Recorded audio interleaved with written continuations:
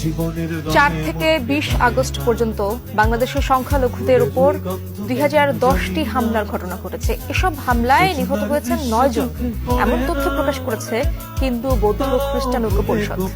সকালে ঢাকা রিপোর্টার্স ইউনিটিতে সংবাদ সম্মেলনে এসব তথ্য তুলে ধরেন ঐক্য জোট নেতারা। প্রতিটি হামলার ঘটনার প্রমাণ সংগঠনটির কাছে রয়েছে বলে জানান তারা।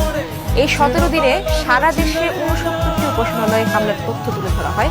এ সময় বিভাগ ওয়ারি হিসেবে খুলনার সব থেকে বেশি 810টি নির্যাতনের ঘটনা ঘটেছে।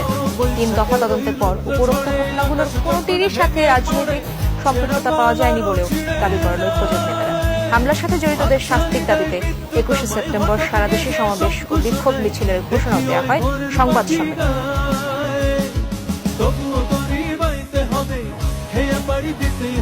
সর্বমোট 2010টি সাম্প্রদায়িক সহিংসতায়